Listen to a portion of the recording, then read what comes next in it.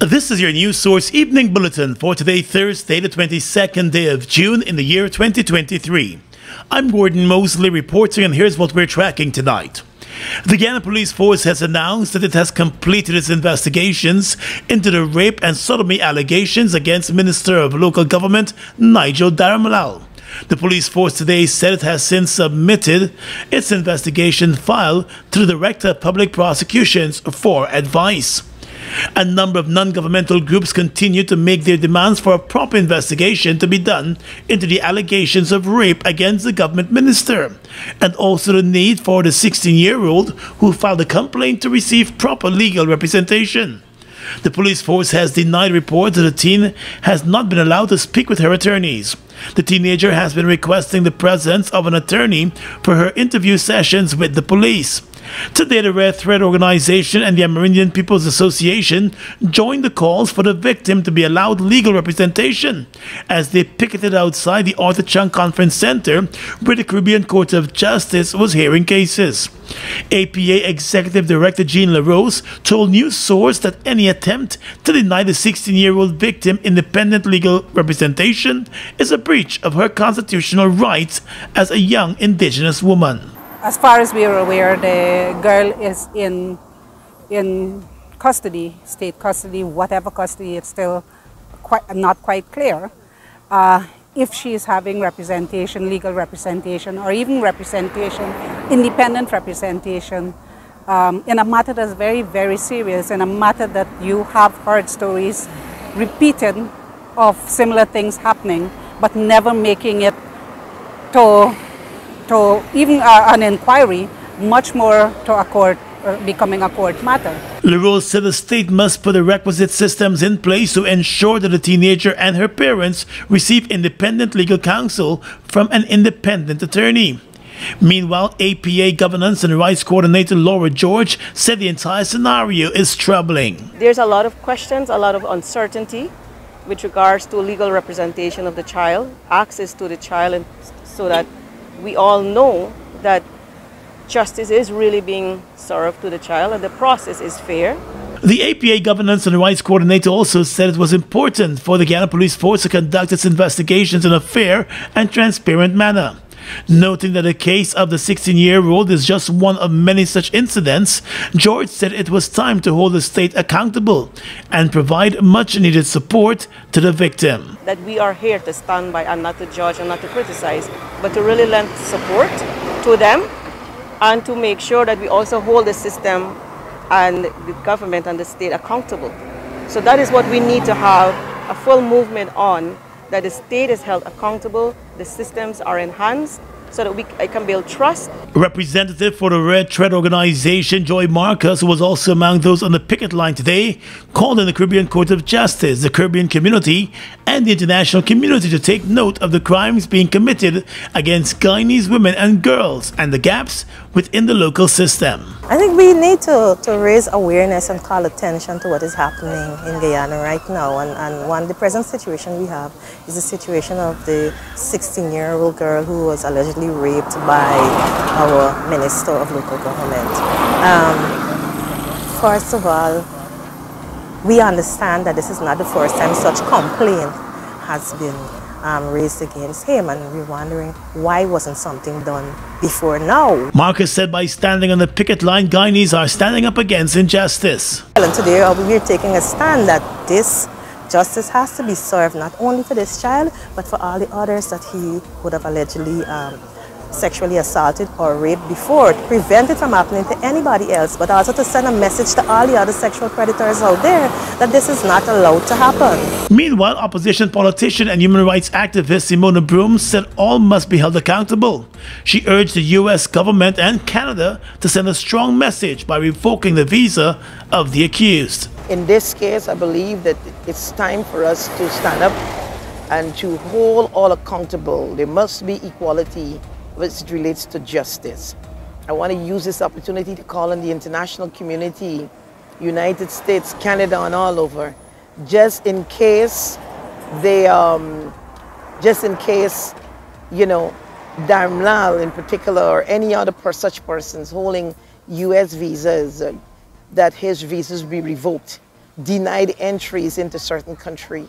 That will send a strong signal to the women of Guyana and civil society that while it might be compromised at our level, they're standing in solidarity as it relates to justice.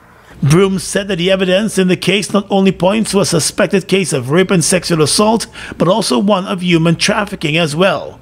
Against that backdrop, she urged the police to investigate all angles and ensure that their investigations are fair and free from compromise. More news coming up in just a moment. It's been a long time coming. Overdue, some might say, but now that it's here, it will change life forever. And it is here to stay. The future is now. Transforming Guyana into the 21st century. Introducing GTT Fiber. Experience internet connectivity like never before. Speeds you deserve at prices you can afford from a name you can trust. Sign up today. GTT Fiber is here. GTT. Together, we rise faster. Oh my lord, I just love to shop in this store. My customers, them gonna love all these things. So many different things in one place. Household items, electronics, toys, stationery, confectionery, exercise equipment, shoes and clothes for men, women and children, school things, costume, jewelry, perfume, makeup. Oh, look the makeup! Giftland Office Max, Guyana's favorite department store.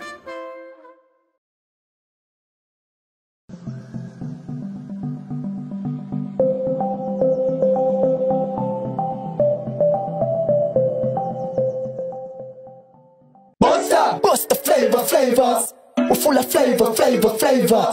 Bust the flavors, that my crave for. We're full of flavors. Tell your neighbors about the bust the flavors.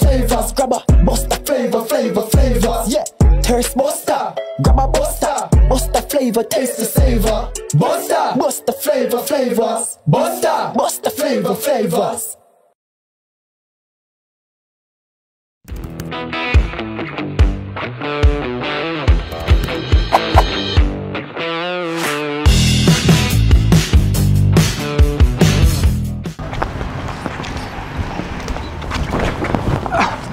Sorry.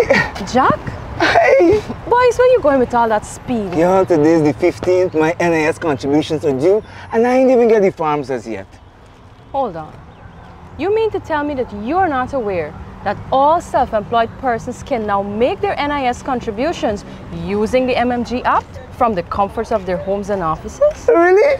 You know, I just pay my bills using MMG, you know? Yes, Jack. And the thing's simple.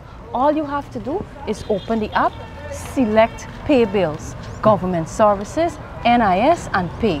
They will prompt you to enter your NIS number, the month you're paying for, and the amount. So I don't need to submit any form? No. The only time you submit in a form is when you're making a claim. Wait. I could make a claim too? Oh, no, man. You didn't know that? Yes. All self-employed persons are entitled to all benefits from NIS. Well, except for the industrial benefits. And here's the good part. All of their forms, you can download them from the NIS website. Well, girl, I'm really glad I bumped into you.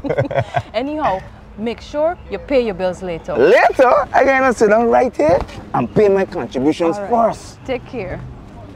For further information, please visit the website at www.nis.org.gy,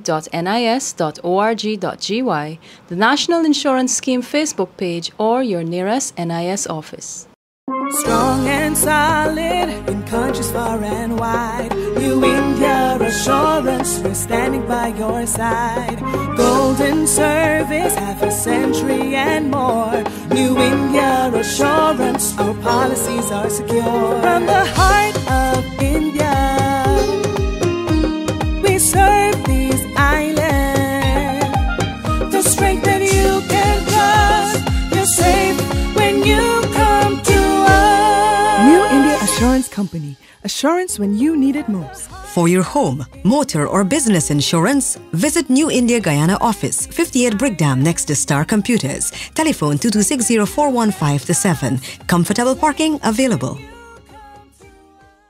Declaring that the People's Progressive Party government has no place for child molesters and sexual predators, Vice President Bharat Jagdeo broke his silence on the allegations of sexual assault and rape against the Minister of Local Government Nigel Darmalal last evening. In an interview with a Guyanese critic, the allegations were made by a 16-year-old indigenous girl, and the police have since launched an investigation. Today, the police said that an investigation has been completed. During the interview, which was carried on his Facebook page, the Vice President said that PPP holds a strong view against any person who is accused of sexual assault. However, he cautioned that due process must be allowed to take place. We are intolerant to anybody harassing women, or more so children, molesting children. We take a strong view on that matter.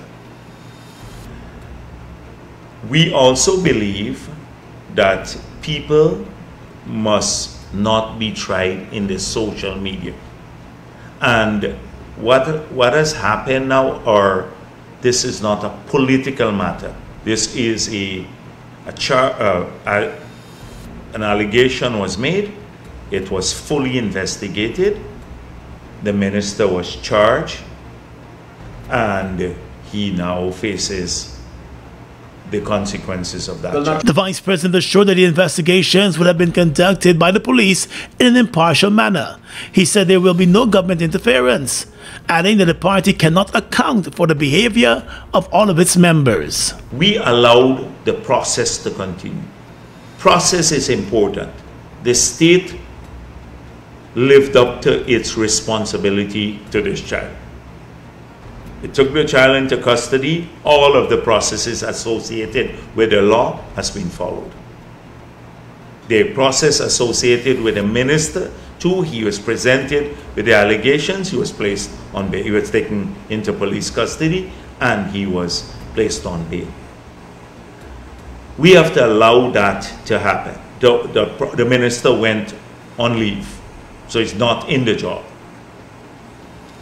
That doesn't often happen in countries like ours. It didn't happen in the past too. And I dare say if it was happening, it wouldn't have happened.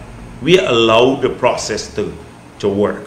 The president and the government have been strongly criticized for their slow response to the allegations. The minister was only sent on administrative leave to allow the investigation to take place following his own request. Vice President Jagdeo said the case should not be tried on social media. But in the party that I am from, we don't take abuse of anybody lightly, especially children. That is our position now. And as we said before, the President reiterated, should the minister be found guilty, he faces the consequences. There's no cover-up here. The opposition and a number of other groups have been protesting outside the president's office, calling for the investigations to be thorough and for the minister to be completely removed from office. Why do we have to ask the government to fire someone who's alleged to have raped a child in this country? Why do we have to protest that? That should be automatic. Fire the gentleman and let the investigation proceed. But you can't have him sit in the parliament, sit as a minister of government, and have these serious allegations on him. The fact that people are out here, and I'm glad that people are coming out in their numbers, the fact that we have to do this is an indictment on the government. Today, the government announced that a minister within the Ministry of Local Government, Anand Prasad, will be heading the ministry in the absence of Darmalal. The government's holding company NISIL has been given the green light by the administration to begin the negotiations for the sale of the Marriott Guyana Hotel to American company X LLC, which had submitted a bid of $90 million for the hotel. Vice President Bharat Jagdeo announced today that NISIL determined that a $90 million bid by the American company was the top bid for the hotel following evaluations. There was only one other bid that came in at just over $86 million. There were two rounds of bidding for the hotel, which was built largely with state funds back in 2014, opening its doors early the following year. In the first round of bidding, all of the bids were dismissed since the government found them to be too low. A minimum bid value of $85 million was then set, resulting in just 2 companies submitting bids. In the first round of bidding, there were 6 bids submitted, with the highest being $65 million. It was the same U.S. company headed by American businessman Rami El-Batwari that had the highest bid in the first round. The government has defended its decision to sell the hotel, indicating that it was built at a time when there was a need for an international standards hotel to be in the country. The government said with a number of internationally branded hotels set to begin construction soon, the need no longer existed, and it no longer wanted to be in the hotel business.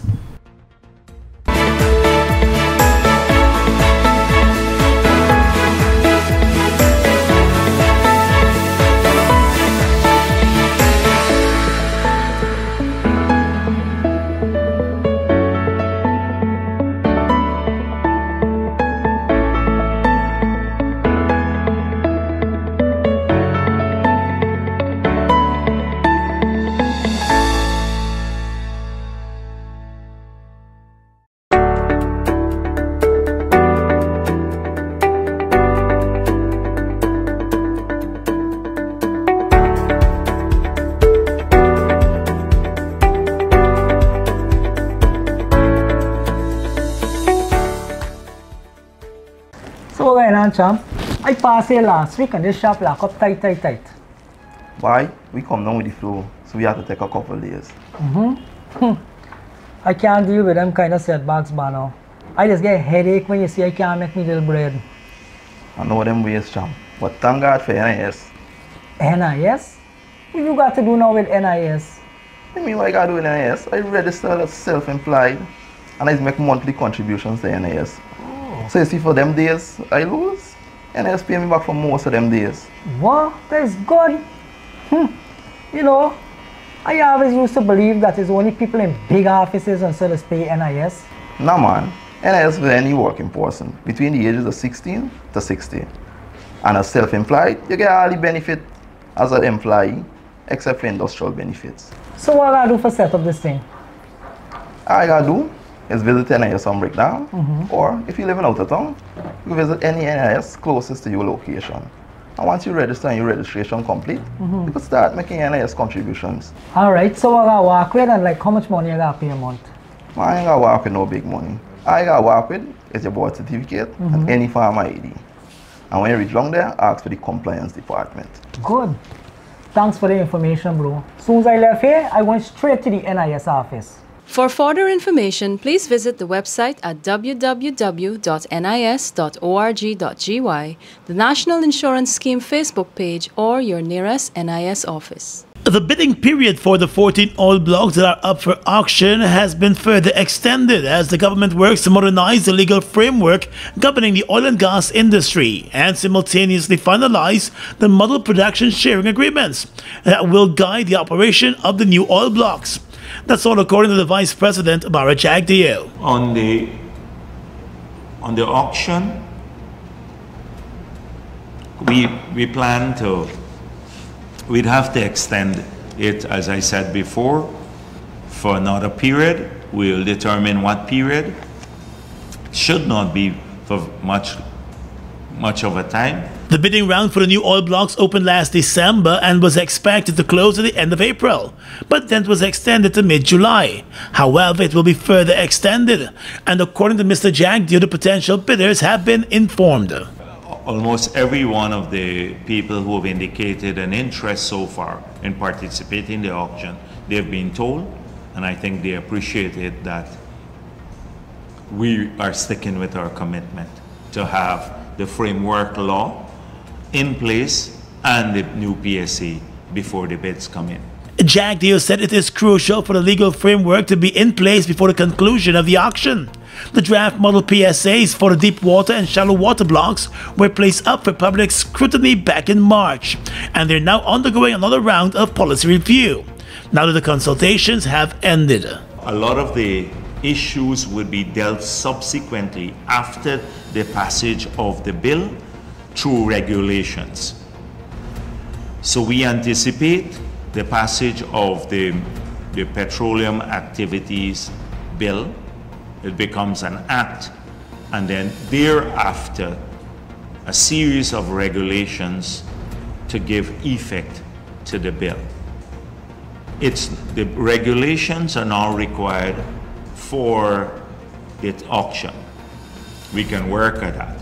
Now, Mr. Jagdeo noted that all of the regulations under the existing legislation will be repealed when the updated petroleum bill is passed. The $1 billion Guyana secondary school at Good Hope on the east coast of Demerara was commissioned on Wednesday. The state-of-the-art facility is one of the most expensive school facilities to be built in the country. The construction of the school falls under the Secondary Education Improvement Project funded by the World Bank. The school's final cost is pegged at just over $5 million. The school was constructed to accommodate up to 800 students from grades 7 to 11 within new housing developments as well as from overcrowded secondary schools nearby the Good Hope community. The school boasts of a modern laboratory, computer rooms, and upgraded classrooms and other facilities for both teachers and students. We understand where the country is going, and we understand the nature of children in secondary school. So you have those who will be more inclined to technical education, and we have to start weaning this issue of dropout from our system. We have to now look at where that gap is and to see how we now can catapult our system to take the interests of students into consideration and then stream them off to what they're interested in. President Ali said the aim is to modernize the education system, pointing out that Guyana is now operating on a different level. We want to use these facilities optimally.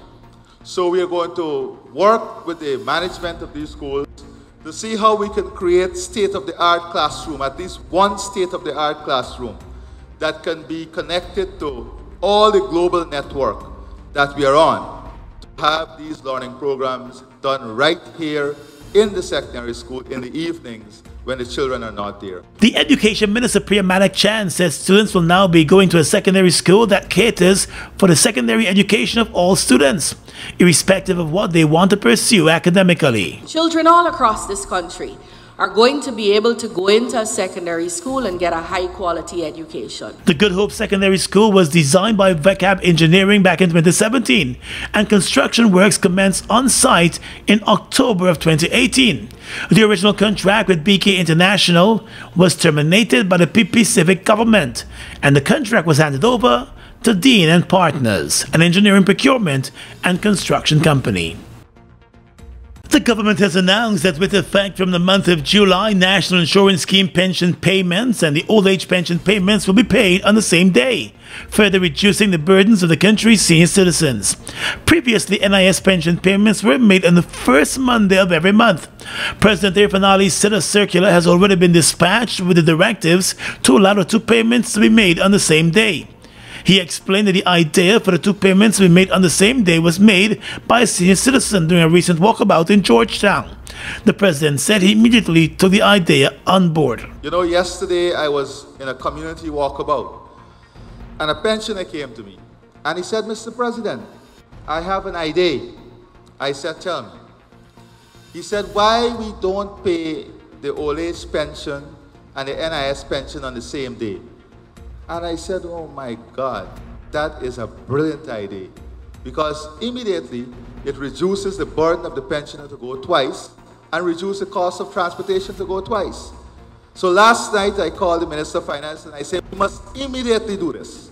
So today a circular went out, and I want to thank that pensioner publicly. I'll make sure I do it on my Facebook for that idea, that very simple idea that would change the lives of so many people.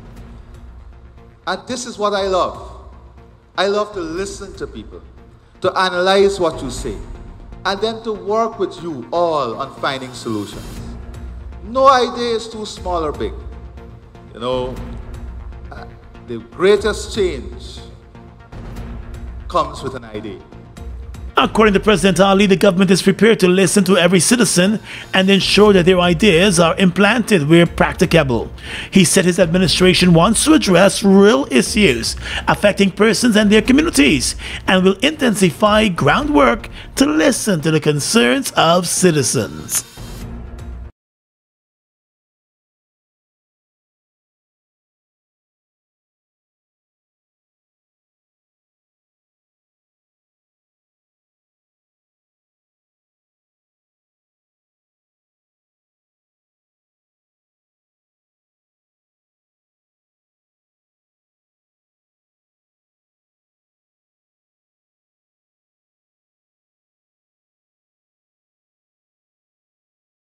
Food Max Supermarket, located on the ground floor at the Giftland Mall, is your one-stop shop for all your grocery needs. We stock a variety of imported frozen meat and food products, fresh produce, and pet supplies, freshly made bread. Rotisserie chicken and patties are also available daily. Shop in comfort today at Food Max and let our courteous staff assist you in satisfying your shopping needs. Food Max, the fresh food specialist. It's one of your biggest goals, getting your own home, where memories are made, where happiness lives. You may feel that home ownership or renovation is beyond your reach, but we at Republic want you to know that there's always a way. Ask us about our suite of mortgages. Let's help make your housing wishes come true, or advise on how the equity in your existing home can finance other dreams and goals.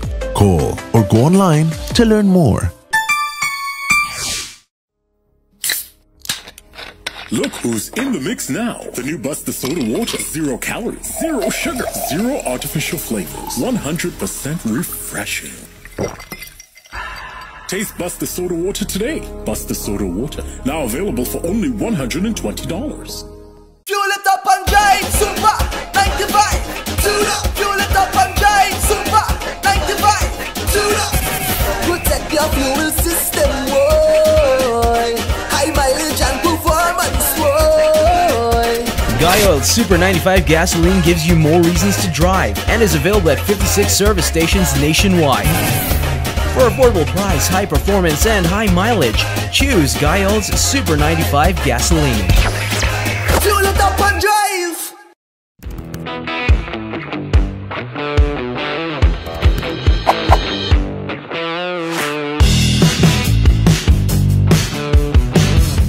Tonight, I am Swetlana Marshall in the region. The tropical storm Brett has weakened a bit ahead of its arrival in the Lesser Antilles. The U.S. National Hurricane Center said Brett now has winds that are near 100 km per hour. Gradual weakening is anticipated over the next couple of days, and the system is likely to dissipate over the Central Caribbean Sea by Saturday night or early Sunday, NHC said. At 2 p.m., NHC forecaster said Brett's center of circulation was located 70 km east-northeast of Barbados and 225 km east-southeast of St. Lucia. On the forecast track, the center of Brett is expected to move across the Lesser Antilles this evening and then move westward across the eastern and central Caribbean Sea Friday and Saturday. A hurricane watch is in effect for St. Lucia, while a tropical storm warning is in effect for Dominica, St. Lucia, Martinique, Barbados, and St. Vincent and the Grenadines. According to the BBC, the trial of Brazil's ex-president Jair Bolsonaro before the Supreme Electoral Court has started in Brasilia. Mr. Bolsonaro is accused of abusing his power and spreading false information about Brazil's electoral system ahead of last year's presidential poll. While it is not a criminal case, the judges do have the power to bar Mr. Bolsonaro from running for office for 8 years. He is also under investigation in a number of separate criminal cases. Mr. Bolsonaro, who is back in Brazil after a 3-month self-imposed exile in Florida, has not said whether he plans to run for president in the 2026 election. The far-right politician, who is the honorary president of the Liberal Party, has only said that he would use his experience to help his party campaign in next year's municipal elections. The charges before the Supreme Electoral Court revolve around a speech Mr. Bolsonaro gave while he was still president in 2022. On July 18, he invited foreign diplomats to his residence in the capital, Brasilia, where he falsely claimed that the electronic voting machines used in Brazil were prone to being hacked and open to large-scale fraud. And finally tonight, international news. The 5 people aboard a missing submersible died in a catastrophic implosion, a U.S. Coast Guard official said on Thursday, bringing a grim end to the international search for the vessel that was lost during a deep-sea voyage to the wreck of the Titanic. In a statement, Ocean Gate Expedition, the U.S.-based company that operated the Titan submersible, said that the men were true explorers who shared a distinct spirit of adventure and a deep passion for exploring and protecting the world's oceans. Reuters, in a report, said an unmanned robot deployed from a Canadian ship discovered the wreckage of the Titan on Thursday morning, about 1,600 feet from the bow of the century-old wreck, 2.5 miles below the surface in a remote area of the North Atlantic. U.S. Coast Guard Rear Admiral John Morgan said the debris field was consistent with a catastrophic implosion of the vehicle. The 5 aboard included British billionaire and explorer Hamish Harding, 58, Pakistani-born businessman Shahzada Dawood, 48, and his 19-year-old son Suleiman, both British citizens.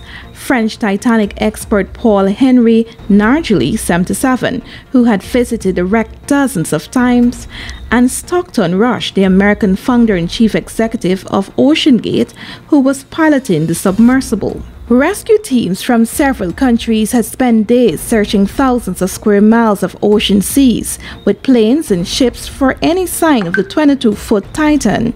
The submersible lost contact with its support ship on Sunday morning, about an hour and 45 minutes into what should have been a 2-hour descent. And that's your News Source Evening Bulletin for tonight. I'm Gordon Mosley reporting and encouraging you to stay safe.